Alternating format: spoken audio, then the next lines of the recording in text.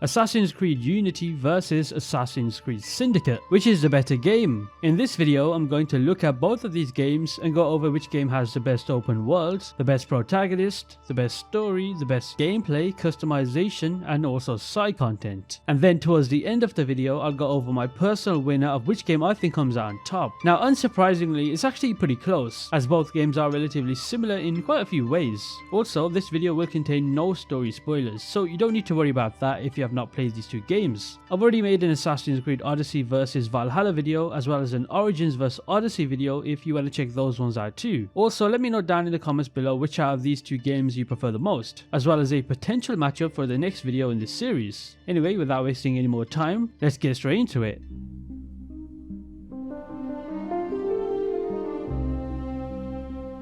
Oh boy, you know, this part of the video is by far the hardest to determine. Now, just straight up, I'm going to say both are incredible settings, so it's by no means a landslide as for which game has the better world, but we have to pick one. Now let's start with Assassin's Creed Unity. So after the large scale and aquatic activity of both Assassin's Creed Black Flag and Rogue, the world of Unity shifts back to one single city. I believe the last time an Assassin's Creed game was focused on just one city was Brotherhood, which was just Rome. Anyway, the setting of Unity puts you smack dab in the middle of 18th century Paris during the French Revolution. Those narrow streets and towering buildings are exactly what a lot of Assassin's Creed fans have been craving for. And if I'm not mistaken, I'm pretty sure Unity is the first game in the series to recreate city at a 1-to-1 scale, giving it this very kind of immersive feeling that only Syndicate matches, ironically. You can really see the attention to detail when it comes to the buildings, both inside and out. The architecture of the world is incredibly intricate, and you can tell the designers poured weeks and months of work into every corner of it. Bit strange that there's no day-night cycle, but hey, beggars can't be choosers, right? The baked-in lighting is still incredible, so no complaints on that. When it comes to the iconic landmarks in the game, I mean, what's there to say? Of course, there's the Notre Dame, the Luxembourg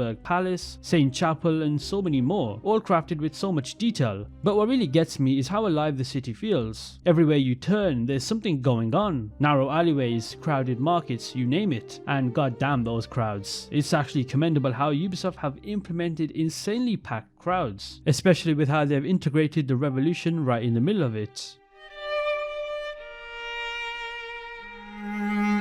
Now, when it comes to Assassin's Creed Syndicate's world, funnily enough, the way I just described Unity's world can also be said for Victorian London too. The Victorian London in Assassin's Creed Syndicate is a bit of a different time period. It's more of a reflection towards the end of the Industrial Revolution, a period characterized by the rise of factories and machines instead of manual labor. Of course, that's not to say there is no manual labor, because we can clearly see the kids working there. It's just very less apparent. Now, I want to touch on the day-night cycle that I briefly mentioned describing Unity's world. The way it's done in Syndicate is a lot more natural, so you cannot change the time of day at will. Instead, you can just wait and it naturally shifts. Now, because Unity's world is tightly spaced out, this makes the parkour in that game feel pretty good, right? However, when it comes to Victorian London, the spacing out of the buildings is not the best parkour, and because of this, it loses a lot of brownie points. Parkour is essentially almost pointless in this game if we're being honest. But putting that aside, just like Unity, the exterior, interior and architecture is incredibly detailed. In fact, I'd go ahead and say it's probably more detailed than Unity's. Plus, this game offers a lot more in terms of explorable interiors compared to Unity, even though they've dialed it down a bit for stability reasons. Now, the world of Victorian London for me has my favourite landmarks to explore in the entire series, whether it's Buckingham Palace, St. Paul's Cathedral, Westminster Abbey, and so many more. I feel like everywhere you look in the world of Syndicate, you just spot smokestacks filling the skyline. Now, when it comes to which I prefer out of revolutionary Paris or Victorian London, I'm actually going to go with Unity in this regard. But that's not me saying Syndicate's world is bad by any means. They're both just incredible in their own ways.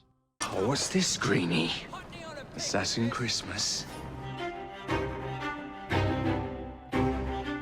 Okay, so let's move on and talk about the protagonist, because it's a 2v1. So we've got Evie and Jacob Fry versus Arno Dorian. This one might be difficult. Anyway, let's start off with, of course, Arno Dorian. Now, Arno's a character who's a mixed bag, whether it's fan reception or the way he's simply just portrayed. His story kicks off with promise. He comes from a privileged background, but things take a drastic turn. He's shown as very cocky and you could even say likable in a way. However, as the game progresses, his personality seems to fade, and at a very rapid rate. You see, Arno's got a heart, nobody can dispute that, but it often leads him astray, especially when it comes to Elise, his love interest who happens to be a Templar. She doesn't exactly return his feelings, and you may even argue that she takes advantage of his affection to pursue her own agenda of vengeance, which ends up going pretty bad. I won't expand on that part. Now what's interesting is how Arno strays from the Assassin's Creed principle in his pursuit of Elise. He uses pretty much everything at his disposal, even the Creed's teachings to win her over. It's bizarre considering he's the main character in a game that's set during the French Revolution, a period ripe with potential for introspection, yet all we get from him are shallow, sarcastic remarks about the monumental events unfolding around him. And let's not forget, he's supposed to be the lead in a series that has the very first historical romance. It's disappointing to say the least. You know, one of the popular comparisons I always see when it comes to Arno, and I've also made this comparison in the past, is how he bears some resemblance to Ezio. I feel like there's a distinct quality about him that makes him a reasonably compelling protagonist. His goal is not about changing the world, but he's driven by personal vendetta for the tragic fate that occurs earlier in the game. Opinions on Arno vary among fans. Some people find him relatable with flaws, while other people perceive him as self-centered and inexperienced. But I guess by the end of the game, you cannot help but feel sorry for the guy. He deserved more character development than he got, but it's just a pretty mediocre case of writing for his character. Now when it comes to Assassin's Creed Syndicate and the main protagonist, or rather protagonists, we have Evie and Jacob Frye. Now I'm pretty sure the popular opinion when it comes to the Frye twins is that they're considered annoying and not good. But strangely, it's the opposite for me. Both Frye siblings bounce off each other very well in terms of their emotions and their personality, and it's very, and I mean very blatant that we can clearly see that they're siblings. I mean, the way they argue and laugh is definitely sibling rivalry stuff. Now first off, let's talk about Jacob individually. Now personally, for me, I lean towards Evie. I mean, it is pretty obvious from my profile picture. But with Jacob, sure, he might not be as smart or strategic as Evie, but man is he a blast to play with in Assassin's Creed. His confident and charming demeanor really brings a depressing and dark Victorian London to life. Jacob's all about hunting down Templars, and he's not afraid to get his hands dirty. He is definitely one of the more aggressive protagonists in the series, but his energy is a trait that can definitely draw you in. He's a character that stirs up trouble and often always takes down Templars with a fat grin on his face, even if things don't always go according to plan. And those smart jokes of his, well, not all of them hit the mark, but some are pretty hilarious. Now I get it, if you're a person that is not fun at parties, you might see his humour as the writers poking fun at the franchise, but I think he's just injecting some fun into the mix. Sure, Jacob might not be as memorable as the top characters in the series like Ezio, Bayek, Edward Kenway or Connor, but I enjoy the welcome change of pace. And then there's Evie Frye, a sharp and resolute character. Now as one half of the Frye twins, Evie offers a distinct viewpoint and a diverse set of abilities to the Victorian London setting. Her intellect and unwavering dedication to the assassin brotherhood shape her identity. Unlike her brother Jacob, Evie relies on careful planning and stealth to travel the streets of London. Now what I like about her is that just because she's a more serious Frye sibling, that definitely does not take away from her personality too, because she's just as humorous as Jacob, and as I mentioned earlier, they bounce off each other pretty well. While Jacob is more involved in the city's gang conflict, Evie's primary goal centers around locating a piece of Eden hidden within London. Even her fighting style, which is more focused on finesse and precision, adds to her appeal over Jacob. So if I was to pick between the Frye twins or Arno, I'm actually going to go with the Frye twins on this one, which I know is definitely in the minority, as pretty much every ranking protagonist video I see or article always places Arno above them, but hey, this is purely my opinion. Now this part of the video is not going to contain any major story spoilers, so I'll keep it as spoiler free as possible. Assassin's Creed has always been about the clash between the Assassins and Templars. The Assassins fight for free will, while the Templars aim for control to maintain order. Now for me, the biggest letdown in Assassin's Creed Unity is definitely the story. It feels like it had so much potential to be amazing, with compelling characters and interesting plotlines, but it just falls flat. There's a lack of emotional depth, especially in the development of Arno and Elise. Now I for one don't really enjoy this story as it's just forced in our faces. Now what I'm about to say is not a spoiler as it happens a few minutes into the game. So Arno's backstory sets the stage for some pretty serious drama. He witnesses his father, an assassin seeking peace with the Templars, gets killed when he's just a kid. But here's the thing that annoys me, and that is, why did Ubisoft just neglect this part? I know I'm not the only one that thought the story of Unity after the prologue would consist of Arno hunting down the man responsible for killing his father. It's a huge plot hole that's never addressed throughout the game. Now as for the backdrop of the French Revolution, which sounds amazing on paper, it just barely gets resolved. You catch glimpses of Paris in chaos during certain missions, but it does not capture that full scale of a revolution in full swing, and honestly it wouldn't be such a big deal if Arno's personal journey was more interesting. But for most of the game, his story feels kind of lackluster until you hit the final stretch. there is also the main villain of the game, whose name I will not say because his reveal does not happen until halfway through. I'd say this specific villain has got to be up there, not because he's a good villain, but because he's got to be one of the worst villains in the whole franchise, at least in my opinion. This villain's predictions might be on point, and their words might hit home, but the villain in Assassin's Creed Unity is seriously lacking that villainous vibe. I mean, just compare him to Al-Mualim, any of the Borgias from the Ezio trilogy, or even Charles Lee. Those people are the epitome of what a villain should be.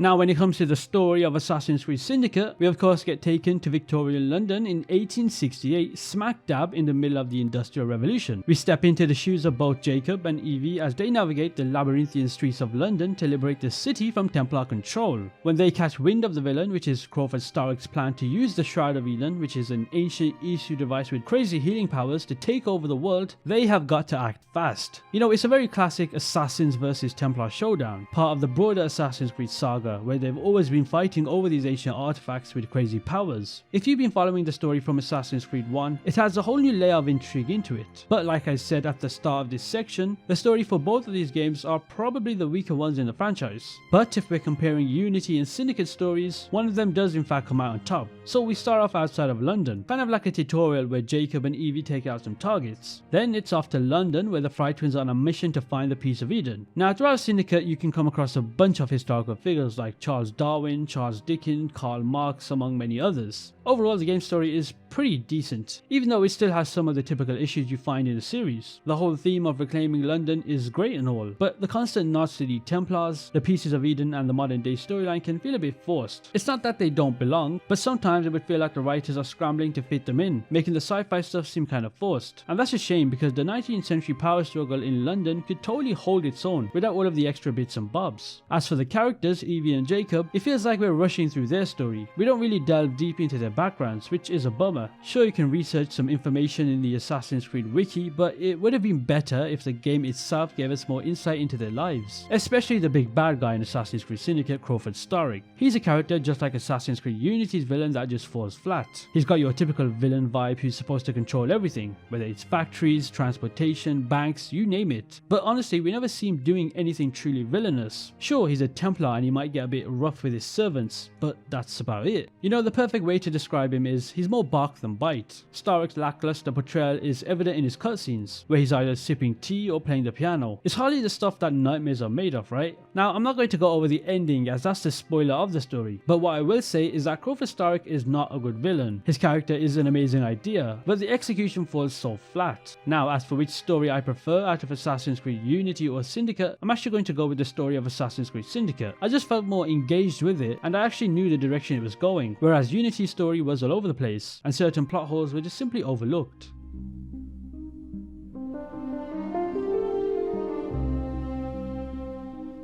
Let's talk about gameplay. Now, what I mean by gameplay is parkour, combat, stealth, and the overall feel of each game itself. Starting off with Unity. Now, the parkour in Unity is what a lot of people would consider the peak of parkour, the pinnacle of movement, and the epitome of traversal. But if you've watched when I went over every parkour system in every game, you'd know that I don't really feel the same way. The setting of Paris is impressive, and the layout of buildings make parkour amazing, but its actual parkour has some issues. It relies too heavily on animations over mechanics, leading to inconsistency. Arno can make unrealistic jumps, but struggles with simple ones. The parkour looks good on the eyes, nobody can deny that, but it lacks freedom, feeling slow and heavy at times. Unity aims for smooth navigation with options to move up, down or straight ahead, yet the controls and automated movement can be frustratingly imprecise, especially for specific actions. A lot of people love Arno's faster, smoother movement and the diverse animations as he parkours through Paris, but for me, Unity's parkour feels a tad overrated. It's good, but it's certainly not the best. When it comes to combat, Unity really took a leap forward compared to its predecessors because they switched up the whole game engine. With Unity, they brought in a whole bunch of new weapons, but I'll dive into that customization part later on. Now, one little hiccup that might bug some people is the delayed response when you hit the attack button. It's like there's this animation that needs to finish before you can do anything else, which leaves you wide open for enemy attacks. But hey, that's what makes it more tactical, right? You gotta plan your moves and timings just right. Remember those insta-kill counters from before? Yep, those are history. Now it's all about parrying and playing it smart. No more going from enemy to enemy like a ninja. Now it's all about strategy and making your moves count. In terms of enemy types, you've got your typical swordsman, those pesky archers, I can't stand them, and then there are the brutes. None of them are exactly pushovers, I'll tell you that much. Each one does feel like a real threat, and when you're facing off against a bunch of guards at once, it's like you're in the middle of an action movie. The combat animations are simply top notch. They're probably some of my favourite in the entire series. Plus, with the difficulty naturally increased in this game, you're constantly on your toes, making combat feel more in your face. And last but not least, there's the stealth, which in my opinion has the best stealth system in the entire series. I mean, everything is just spot on, from the setting and the world design to the social and environmental stealth elements. Unity just simply nails it. The way the game showcases crowds in Paris, absolutely spectacular. It takes social stealth to a whole new level. And let's not forget about the tools that they've introduced. Cherry bombs, smoke bombs, stun bombs, they all come in handy when you're trying to stay under the radar. But the real MVP for me would have to be the Phantom Blade. I mean, it's like a silent crossbow that fits right under your wrist. And then there's the Berserk Blade variation, which turns enemies against each other. It's clear that the open world of Unity is definitely built for stealth, no doubt. I know parkour gets a lot of attention, but for me stealth and parkour are like two peas in a pod working hand in hand. And those black box missions, those are a game changer. You've got different ways to tackle your objectives and eliminate targets, completely shifting how you approach stealth. So yeah, Unity stealth game for me is absolutely top notch.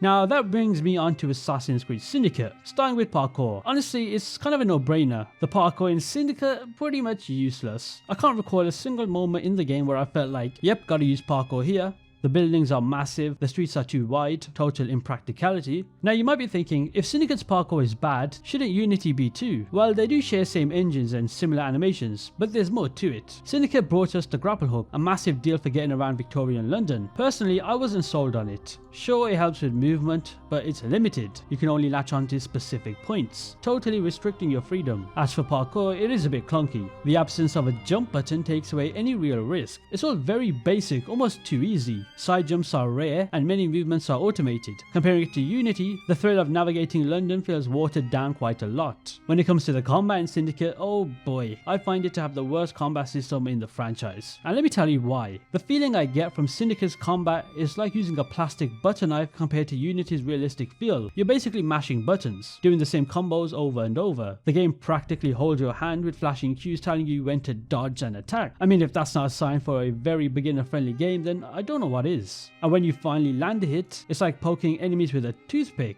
They just keep taking it, cartoonishly swaying around until they decide to drop. When it comes to multi-kills, it's more like multi-stuns, where every enemy just stands there looking dizzy. It's all a bit too goofy for a serious fight. Sure, the animations look good, but in a section all about combat, that's not saying much. When it comes to stealth, now this is the closest to determining a winner. While it shares similarities to Unity, I gotta say Unity's stealth feels a tad more refined. In Syndicate, the missions are definitely geared towards stealth, which is cool, but there is this level check system that can be annoying. You might have a low level weapon, but it won't pack much of a punch, making stealth harder. They did bring back some pretty neat features from Unity, like crouching and cover, which add to the stealth vibe. Plus they reintroduced classics like whistling to distract guards and moving bodies around. But where Syndicate really shines is with those black box missions. They're like the Hitman of Assassin's Creed, giving you a lot of options to take out your target. It's all about creativity, distractions, secret entrances, you name it. And the tools in this game are pretty good too. Throwing knives, smoke bombs, and my personal favourite, the voltaic bombs. Plus the berserk darts are handy for knocking out guards discreetly. Now kidnapping might seem a bit strange at first, but it's actually a nifty way to access restricted areas. And then there's Evie's weird invisibility thing. I mean, let's be honest, this just feels out of place. But hey, variety is the spice of life, right? Now out of Unity and Syndicate, which game has the better gameplay? Well, after breaking down the combat, stealth and parkour for these games, I'm gonna hand it to Unity, as I felt the positives definitely outweigh the negatives.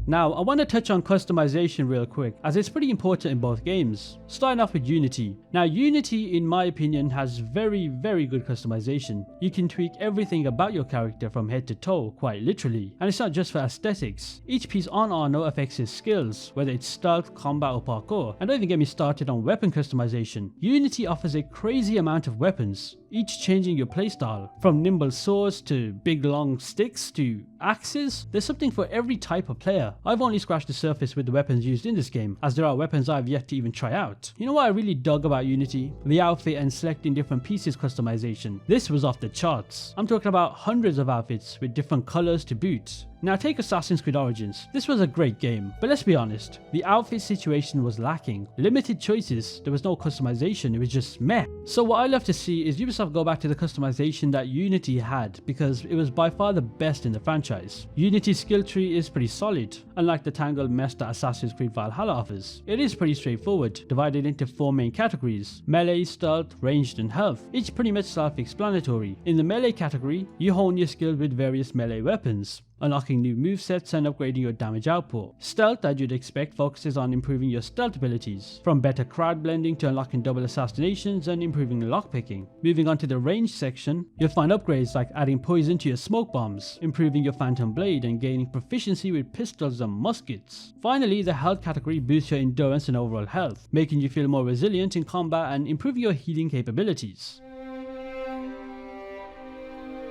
When it comes to Assassin's Creed Syndicate's customization, it's not exactly in the same boat. There is no customizable pieces from the hood all the way down to the legs. Instead, there were outfits you just select. I'm all about London, the missions, the vibes, but man, the customization in Syndicate is very lacking. For me, customization is a big deal in video games. It's what drives me to tackle side quests and missions, trying to get more cash to snag those outfits and weapons. But in a game like Assassin's Creed Syndicate, it's just a letdown. Outfit choices? Barely any. It's just the same stuff over and over for Jacob and Evie. And don't even get me started on the weapons. Knuckle dusters, daggers, guns, rinse and repeat. It's like, why bother grinding for more cash when the customization options are so dull? In my opinion, it's just a major flaw. It did seem like they were aiming for concealable weapons, but their options were very limited. Just the kukri, the cane sword and the brass knuckles. I mean, they could have spiced things up with the hidden blade and the bare fist, but they did not bother with that. There is also a skill tree just like Unity that covers a range of abilities for both Jacob and Evie, with only a few exclusive skills specific to each character towards the end. Both Jacob and Evie share most of the upgradable skills, like health boosts, improved stealth and combat upgrades, but those final unique skills are where they diverge. Jacob, leaning into brute force combat, gets survival and combat skills, while Evie, the stealth specialist, gains superior stealth abilities and the rather extreme power to turn invisible stationary. Now, while invisibility is a cool concept, it does feel a bit over the top and breaks immersion. It's like suddenly, out of nowhere, Evie can somehow channel her inner John Cena, and it's a tad bit jarring in a way. So yeah, when it comes to customization in both Unity and Syndicate, I think it is pretty obvious which game wins, and that is, for me, Assassin's Creed Unity.